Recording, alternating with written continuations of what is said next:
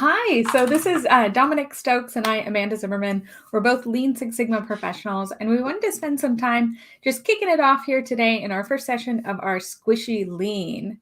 So we're saying squishy because, we don't look at Lean Six Sigma like some people, I guess, where it's very unchangeable. And so we want to kind of stay in this place where it's more fun, more lighthearted. And Dominic and I have had such awesome conversations about Lean and Six Sigma that we wanted to kind of expand that and share that with others. So we have this live. We're probably going to do it every 2 weeks and choose different topics. So we'd love to hear topics you're interested in. Today, we wanted to talk more about who are you helping? So when we're going into Lean Six Sigma, some of the things that drove Dominic and I to say like, hey, we need more was really these questions around who are we helping? So Dominic, I know you're the one who brought up this topic. So do you want to kind of expand on that? I do. So, Happy New Year, Amanda. Happy New Year. Yeah, just to say that, to keep the casual vibes. When I first learned about Lean, I learned that it was two pieces, continuous improvement and respect for people. I really personally liked the continuous improvement part of it because it gave me an opportunity to work on myself, work on my projects, and I liked the fact that it was never ending. And I still like that. I shouldn't even be saying it in the past tense. But whenever I understood the respect for people and I saw how much people could grow and learn to like to be involved and feeling engaged in a community, that's when I think I really gained more of a foothold in it. To do work outside of work, to learn what lean is, to understand the feeling that you get when you're in a Kaizen, to see somebody put an idea up for a potential future project and see them like pour their heart and soul out into saying why they think that that should be that way. I think the whole aspect of impacts comes up there, and I think that it's important to not lose sight of that. Sometimes, and I still think this is okay, but sometimes we tie a lot of our personal purpose and mission to our company's purpose and mission, and that's good. But I still think if you take one step further down into the weeds, you can see other people that you're impacting and helping, and maybe that also satisfies your soul a little bit, and maybe that encourages you to help people outside of your work realm as well. Yeah, there's this great book, and I'll bring it up and drop it in the chat here as well. Lean and Green, I think is what it's called. And it talks about continuous improvement in more like of that sustainability piece or place. And I'll drop it in the chat here in just a minute. But what really stuck out to me in that whole book was that they talked about that lean is like the Japanese translation of whatever tool set this is from Japan, right? Whatever it is in Japanese, we've translated it into English and called it lean. But that in other cultures, they haven't translated it the same way. And that in Persia, it's like pure production. In some parts of French-speaking countries, it's anorexic management. What? And yeah, but the best definition was the Chinese. And the Chinese was encompassing the benefit for all people. And he acknowledged that all people meant the wider community. So not just like the people you're working with, not just the team, not just the business, but the whole community. And to me, like that was the best definition of lean that I had ever come across, was encompassing the benefit for all people.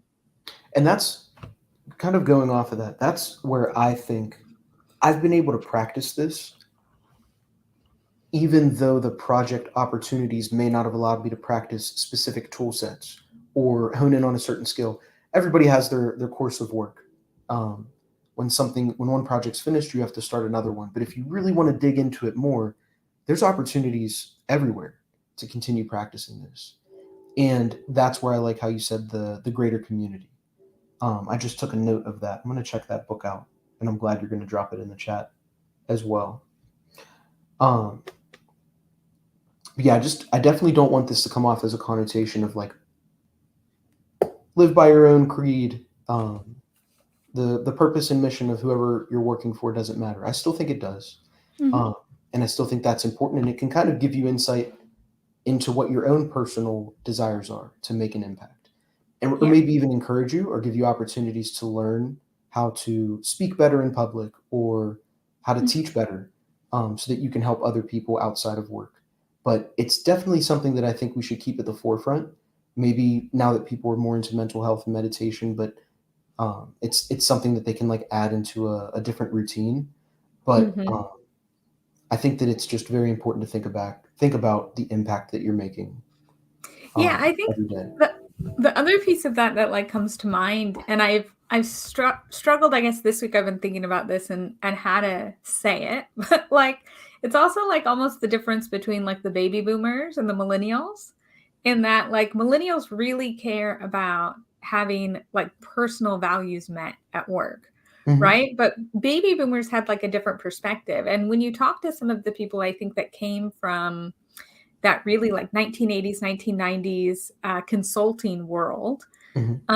that wider interest in how we apply these tools is different, right? Like it's very business focused, it's very dollars focused. And like these conversations around, like, even when we start talking about benefits, Hmm. it's easy for us to like lean back on just those traditional, bottom line measures of we save $200,000 on this project. Yeah, it's very Um, transactional rather than like yeah, how did somebody feel after it or something. Like yeah. yeah, How do we measure that one? yes. Or how do we communicate that so that we have more people connect to that and feel value in that? I don't know because part of me feels like if we measure it, then it has to contest with something that's been easy to Mm, measure ever since we could count. Like mhm, I almost don't want to try to make that go to the same level to fight the transactional numbers. Like, how does somebody's feeling on a Monday compare to a bottom line increase of like 10% in productivity or something like that? Like, like the I just, correlation, like yeah, yeah. like I, actually like mapping it out too much, over analyzing it maybe. maybe sometimes I just think that, I think that it's a whole different type of system that is equally as important Mhm, as the financial system. But I think like mhm, underlying, it just hasn't been recognized. Um, in my head, I can see what it looks like drawing wise, but I don't mhm, know how else to say it or explain it. But maybe if I think about it more, I can like draw some sketches. But it's like this. It doesn't even have to feel underground. It's still at the same level. It's just two things that kind of work together to make a business run in the long run. We've all been mhm, in mhm, toxic work cultures before, and that's what I think about when I think about any time that I was in a toxic work culture. My impact was zero. Like I was just checking mm, boxes, getting work done, passing it on to the next department, throwing it over the wall. That's how some people say mhm, it. mhm, Um, but what made me think of this, and kind of what made us think about this, I kind of want to pull this piece of it up, just in case this helps you think of some other things. mhm, At the end of the year last year, it was just really busy for me with work, and I was training a lot of people mhm, on things that I had recently learned. I was traveling a lot, and I had a very big, like, looming date where I had to officiate a wedding, just like hanging over mhm, my head. And it was a lot of like very high intense deliverables that needed to be done at work, personally for me, so that I could get to the places that I had to go. And then with that wedding, like officiating that wedding. And in the moment, it's the finals week feeling where you know that you have a lot to do. As soon as you're done with the first thing, you know you have to get ready for the next one. And for me, accomplishing all three of those things, something for work, something personal. The work thing was my job. Something mhm. personal, which was traveling, and then something for somebody else, which was officiating that wedding. All three of those things getting completed, and then ending the year off. I felt different senses of like spiritual fulfillment from Mhm. all three of those. I still needed to get all three of those done. But had I only had one or two of those, I don't think that I would have felt as well rounded as the end of the year finished. Mm. Um, Mhm. so I think that Mhm. it's not one in place of the other. It's recognizing that they're all important. Yeah, and I think that's interesting, and it also makes me think about what you talked about toxic work cultures. Mhm, Um, and just thinking about in the work that I've done with different teams at different times and the impacts that I've had. mhm. When I look back at all the projects that I've worked on and all the teams that I've worked with, I think some of those that um,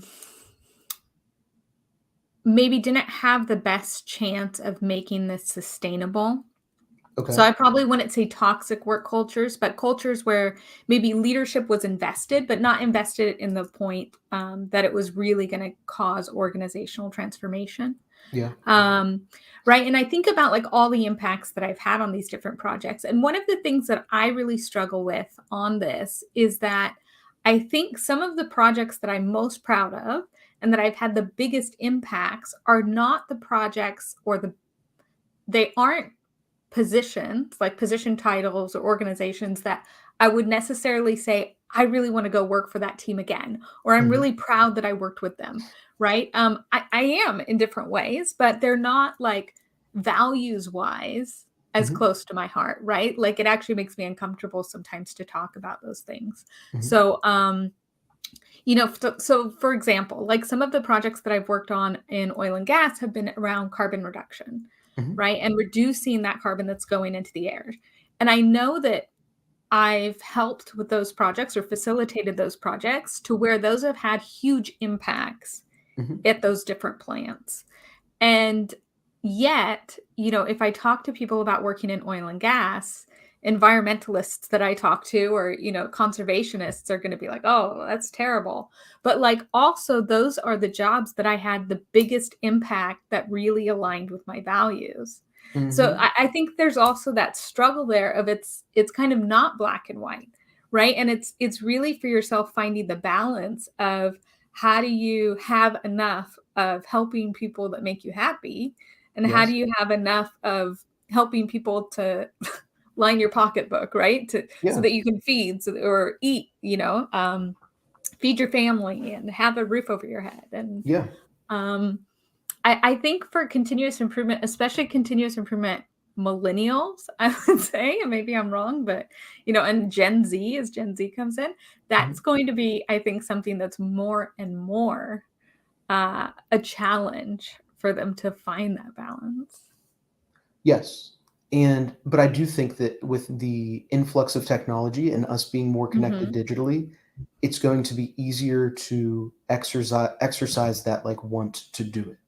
You don't have to mhm. physically go somewhere anymore to start to practice this. You can, like we're doing right now, 2 different places in the entire world talking about why we like lean. So I think that Mhm. it will be hard to handle the balance, but I bet, like, in 5 years, there's an app that, like, helps you measure that balance. Like, Yeah, you were on yeah. social this amount of time, and we see that you got some sort of promotion on LinkedIn or something like that. Like, somehow Mhm, some algorithm is saying that, like, this is what your balance is. But it'd be really good if you defined it for yourself first, and had your yeah, own way of and you tracking it. have to, right? You have to Yes. define it for yourself. Yeah. And it's never too late. I don't think that if you didn't start early enough, maybe you chased lining your pocketbooks in the beginning.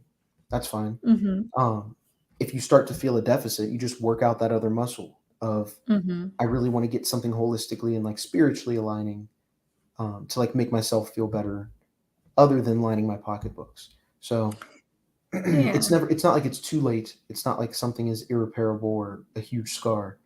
I Mhm, think it's just mhm. realizing that and maybe being cognizant of it that would help. And I'm sure there's other And people that want to talk about it too, like how oh, we are yeah, right for now. sure.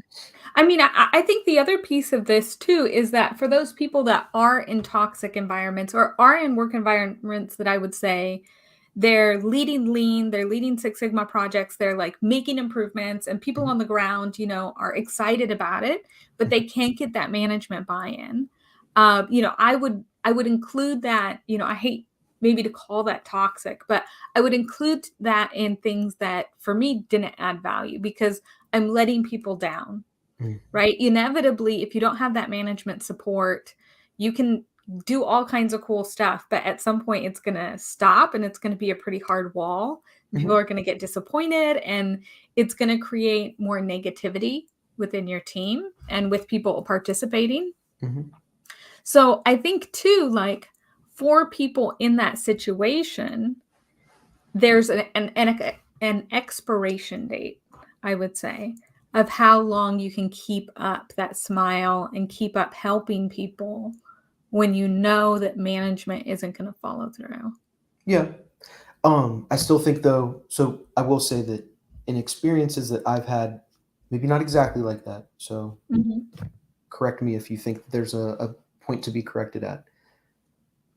Even if the overall system design that you're thinking of that is lean or is like Six Sigma or implementing some sort of like plan, do, check, act cycle or something like that, even if that doesn't stick, there might be something that lingers that other people Yeah. can continue. So I remember one of the things that I learned from one of my first Yeah. bosses was he laminated or he like made a copy of all of the items in a conference room, the phone, the remote for the projector or the TV, and then I don't know something else like a stapler. Put those on the copier, scanned it, and then that was an immediate shadow board of like I'm gonna laminate this, tape it on the top of the conference table, and here are where all of those things are supposed to go. When I went to Easy. it was so easy. It takes 2 seconds. Mhm. And within like the first week of me being at my next place after meeting that boss, I did that too. Mhm. So if another bin is never taken to the Kanban rack Mhm. in my previous employer, and that never ends up coming back, or if any other system that I tried to create doesn't ever happen again, that laminated piece of paper still might be in the conference room. And somebody else Yeah. might still think like, wow, I should do that at my desk. And then like Mhm. slowly but surely it like survives. Not for the sake of like taking over again someday, but it made somebody else think different. And I think that if like there was a Mhm. way, and I don't know how well you keep in touch, but I'll tell you this part. The people that I keep in touch with from previous jobs and experiences, or just other like times in my life where I've like met people, um, Mhm. I'll get texts from them saying like, I just reorganized my room today, 5S, like hashtag 5S. And I'm like, yes, like Yes. non-engineering people that like know that I say it a lot just to kind of like Mhm. joke back with me. They're thinking in these terms too. So it's funny, like we can joke about it, but at the Mhm. same time, like they were still doing it even without That's me asking them to do fantastic. it. So yeah, that's a good feeling. And I think along with the impacts, talking about how you were able to make huge strides with reducing carbon emissions in oil and gas.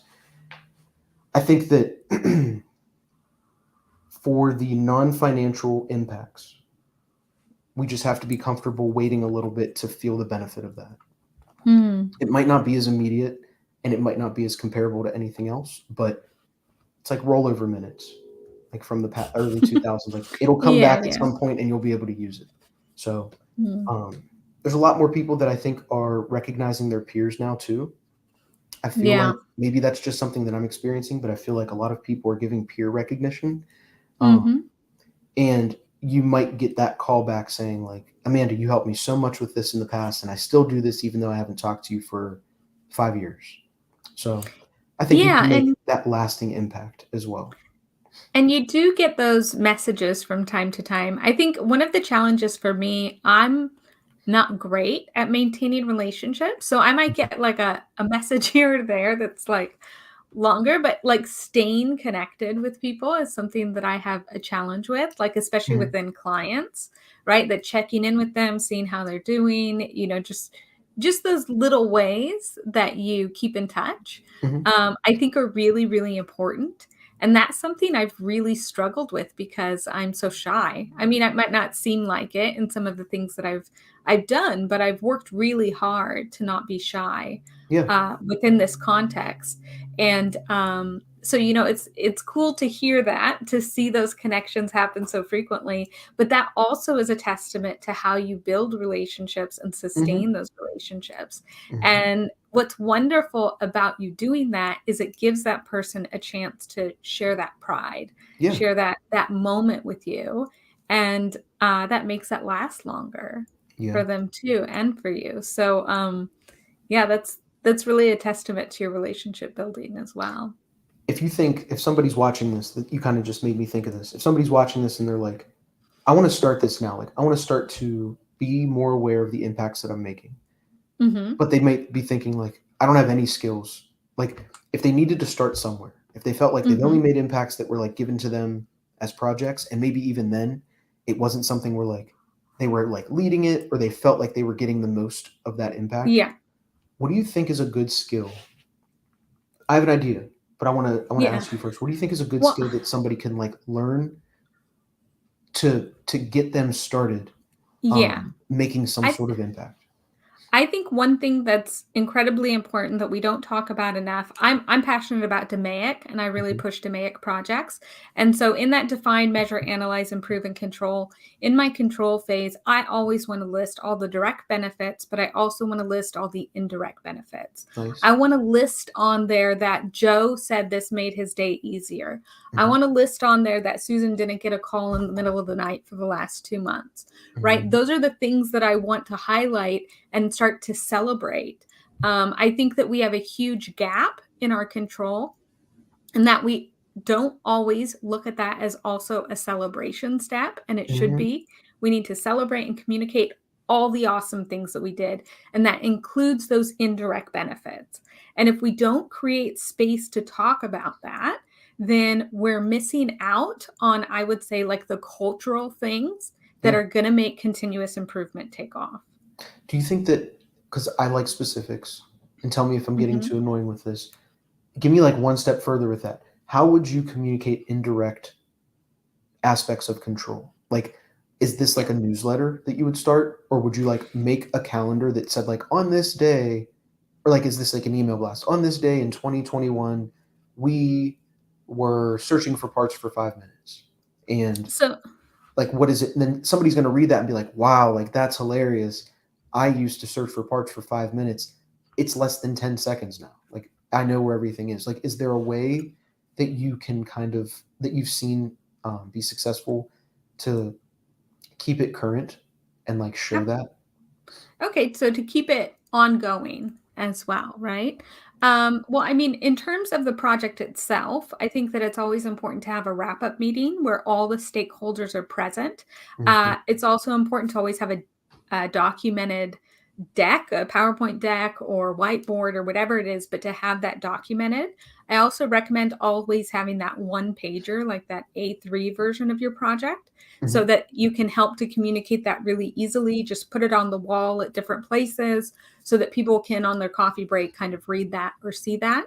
I Yeah. think that's a great way to continue that communication. There's also sometimes on projects that I've worked on where people have done hats and t-shirts and that kind of thing. Yep. And that That gives the happened to me people a too. chance. Yeah, And I that still they have then that they have a polo. chance to talk about it, right? They're like, Yes. oh, what does this mean? It means this, and we did Yes. that. That gives them that moment of pride as well. But I think the biggest thing that makes it or like one of the things I would recommend are poster sessions. So we did kind of a virtual poster session. If you look on the Let's Dominic site, you'll see that in there. But we did a virtual one, but at your organization, you can do these as well, where you take that A3, that one pager, you blow it up, and you have a day at lunch, at a break, somewhere that management would be present, that other departments would be present. You put those posters up and you give people an hour or two to walk through those projects and ask questions. Hmm. Um, that's a huge opportunity for the facilitator to talk to people that maybe they wouldn't normally talk to. It's a Hmm. good chance for them to talk about all of those indirect benefits that are anecdotal, which are the stories that stick with us Yeah. in this, right? Like we care about those numbers. And when we hear those numbers, we're like, oh, they went from this to that. But we also think about all of those stories or individuals that went from going to work every day grumpy to actually Hmm. coming in and now they're getting promoted and now they're working in risk or safety or something because Yeah. they discovered these tools.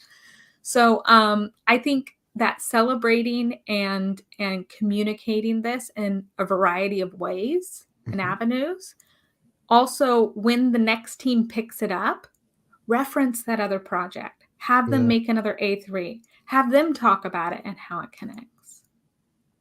I like that. Along those same lines, if I had to say something specific from the opposite spectrum of Mhm. DMAIC, I think process mapping, when Mm. saved the right way. shows the level of understanding that evolves. So, making multiple process maps in a sense, and I'm kind of going through this right now, like personally, making Mhm. multiple process maps to show here's how much we actually understand now, and finding a way to kind of like document on that process map, whether you were to split it into 3 columns or have different colors or something like that. It helps somebody else see visually a quantity and like a duration Mm. and Mhm. a sense of complexity all within just a quick snapshot. And sometimes those process maps go on the posters that are presented in the example that you Mhm. gave. But I think that simplifying that process map and answering some questions that may have been unanswered, similar to what you said back earlier, and referencing that whenever you have to go out and like learn something for the first time is actually really important. Because if it's not written down somewhere in a way that's easy to understand, sometimes that prevents anybody else from wanting to understand it too. And if you have to read a 15-page standard operating procedure that has references to other appendices, and it's just it's a little bit too much of a hill to climb up to Mhm. understand it empathetically. And that's where I Mhm. think like a picture conveys that message a little bit more. You can show what it used to look like, what it looks like now, sort the boxes out, make the newer version look a little bit cleaner. And I think that just releases some tension whenever somebody sees this is what it used to Mhm. be like, and this is what it's like now.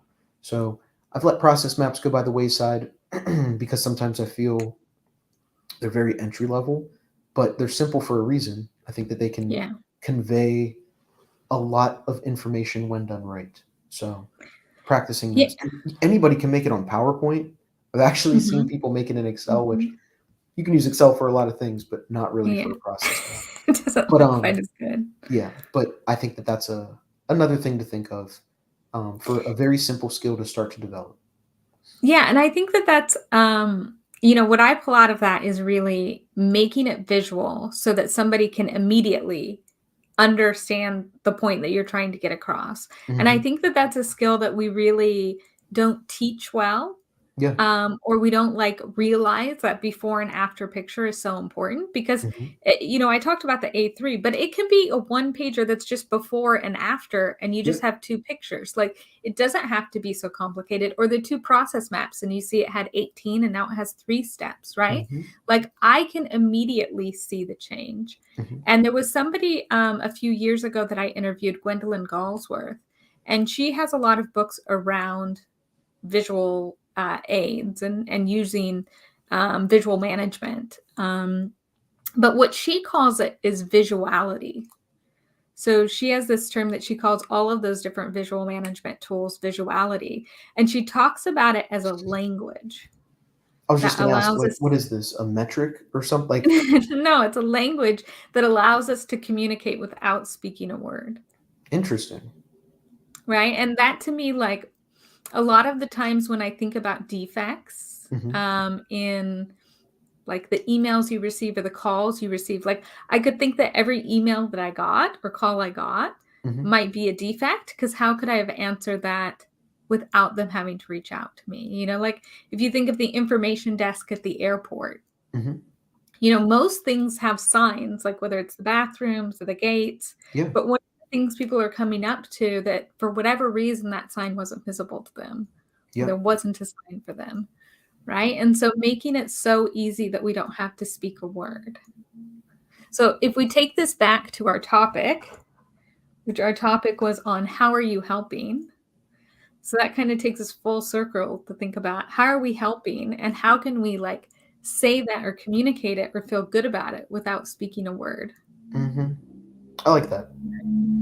And it also seems like the theme that I continue to hear, well, maybe not just from our talk right now, but the theme that Mhm. I'm continuing to see as I meet other professionals like in the Lean and Six Sigma space is that they're very good teachers, whether they were focusing on becoming a good teacher or not.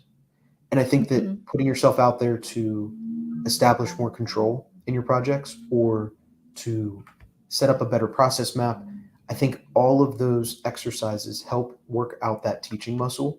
So whether you want to get good at it or not, putting yourself out there is going Yeah. to make you better at it. And being able to convey that information will help gain supporters that are willing to try it. Like when you can convince somebody to stay overtime to help you test something, you know that Mhm. you're really good at like speaking what's in your mind and making it digestible to somebody else. Mhm. You make me think about the many, many times I've sat down with people and worked Excel, Mhm. right? And taught them different formulas or how to make pivot tables. Yeah. And it's funny because, like, at work, I would do that, and it's like, "Okay, now you need to click on this. Nope, nope, not that. Nope, to the left. Yep. Mhm. No, it's just right there. It's alright. This takes a while to learn because it does. I mean, It everything I does. learned took me 20 minutes, right, to learn, so I don't expect them to know. But if I'm at home and I'm showing, my partner how to use Excel, it's like, "Click that." Yeah. Like, there's no patience, there's no teacher voice. It's just like, "What's just give me the mouse. Just forget about this," right? Yeah. Like, it's funny how we do have that teacher mode that's kind of intrinsic to Mhm. us, like you're saying. Like, I went to school, I wanted to be a teacher, and I went to school for that, and it didn't work Mhm. out because there were too many small children. Mhm. But yeah, it's funny how this scratches that itch. It does. And Mhm, it's really nice. It's a very good feeling mhm, to watch somebody learn something that you had a hand in helping them like understand. And mhm. then seeing them teach somebody else. And you're like, wow, like I kind of had a part in that. And that, whether you can measure that next to a dollar figure saved or not, it has to make you feel better first. So I think Yeah, that's the another way to kind of wrap this back around full circle. yeah. Professionally, get better at controlling and process mapping and defining your methods of doing things, maybe even ways Mhm. of like showing those indirect improvements. I've just learned and practiced working with radar charts, and I really think Oh, that those okay, are you really like cool this? to. I do. I think it takes up a lot of space. Mhm, So to be able to show a before and after, I think I'd need a bigger space to show those. Um, but it's very visual immediately. mhm. It could Yeah. just get a little bit more. It could get complex pretty fast. But um, yeah, But like it's really impactful. Like, I find it's hard to put on a graph. I mean, I guess it is a graph, but, mhm, like, um but it is really visually, like you get it. Because I went through a radar chart a radar chart phase uh-huh. as as well. Not saying this is a phase, like, maybe, but, like, definitely, I think that's a good one. Like, now you're making me think about, "Ooh, what radar charts could I make?" Mhm. Yeah, that's what I think is kind of written underneath everybody's resume whenever they say like, Mhm. "I completed 15 of these types of projects in 15 days." And like if they're like trying to show that, it'd be really nice to like see that growth Yeah. in a different light. So look for ways to what was the word that you used again? I The don't know. visuality? Visuality? Yeah. Yeah. Look for ways to speak through visuality as well Mhm. as convey Mhm. the numbers through math. I think that's a good one as well to just mention. So we'll do this in 2 weeks again, right? We have on Mhm. the calendar to do this in 2 weeks. So we'll put that up and you can keep an eye out there for it, if you're watching us on YouTube. But, let's do the next time because I know this is something you're passionate about and we're kind of touching on it here.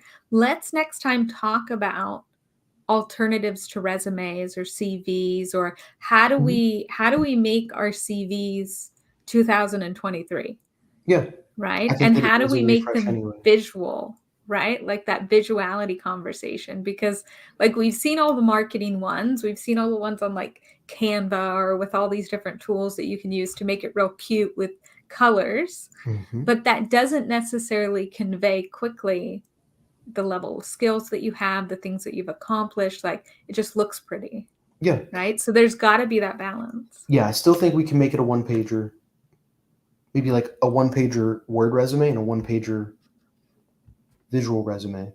But Mm, it does need to show some sense of like, here are my values, here's how that manifests into like everyday actions, and then here's how mhm. that carries into work and where I feel like I can add value. So So let's talk we'll about talk that about that. next time. Yeah, I'm Yeah, writing that down right now too. awesome. So in 2 weeks, we'll talk about that visual CV. How can we look at our CVs as continuous improvement professionals, right? How Yes. can we think differently about how we present those, from maybe what we're used to, which is the 5-page Word document with Yeah. very little formatting, right? Yes. Awesome. Well, that sounds great, Dominic. Well, thanks so much for joining today, and I can't wait to talk to you again in 2 weeks. It's And gonna go thank by in no time. It will, and thanks to anybody that's watching or catches this later on. We appreciate it, and if you have any ideas for things that we should chat about or you wanna be involved, just let us know, and we're happy to have you join the conversation. Thank you. Bye-bye. Bye, guys.